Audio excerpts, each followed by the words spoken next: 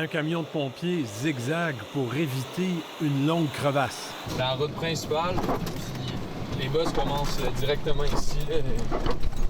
Impossible de rouler à plus de 20 km/h, même si la limite est de 70 km/h. C'est définitivement un enjeu au niveau de la sécurité, autant pour les citoyens qui circulent pour se rendre à l'école, au travail, à l'épicerie, aux hôpitaux. C'est la seule façon de s'y rendre, ainsi qu'à tous nos employés municipaux, les pompiers. Ça affecte les temps de réponse également et nos premiers répondants. La situation se dégrade partout au Québec.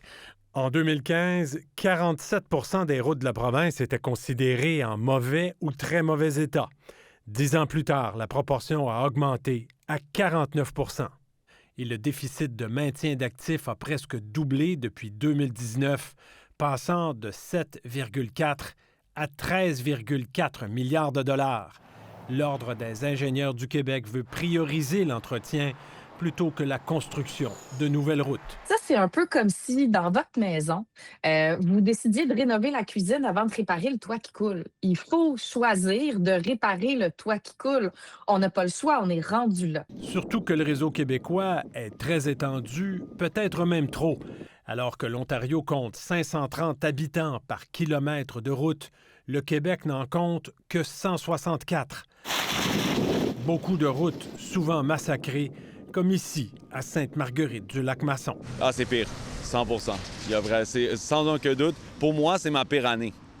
On prend des trous, puis ça brasse dans l'auto, c'est dangereux. Dangereux et onéreux pour les automobilistes. Donc, le pneu est fendu. Au garage Arnois, au cœur du village, on répare des dizaines de crevaisons. Et les gens, ils sont fâchés aussi, en quelque part, après nous, parce que c'est nous qui leur charge la facture en bout de ligne. Depuis que je suis arrivé ici, je vous dirais, j'ai eu 6 crevaisons à cause de trous. Le maire élu l'an passé pense que Québec doit en faire plus. Il faudrait augmenter la fréquence des entretiens. Il n'y a pas d'autre solution ou d'endurer les trous. Ou encore faire une croix sur l'asphaltage et revenir à des routes en gravier qui sont moins chères.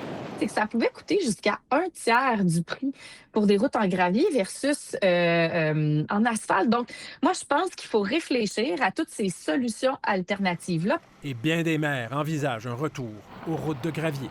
La route de gravier, elle a l'avantage qu'on est en mesure de l'entretenir plus facilement en passant la niveleuse versus remplir des nids de poules qu'on sait qu'ils vont revenir d'année en année. Le gouvernement investira 750 millions de dollars l'an prochain et l'année suivante pour entretenir les routes du Québec, un montant similaire à la moyenne des dernières années. Ici David Gentile, Radio-Canada, Montréal.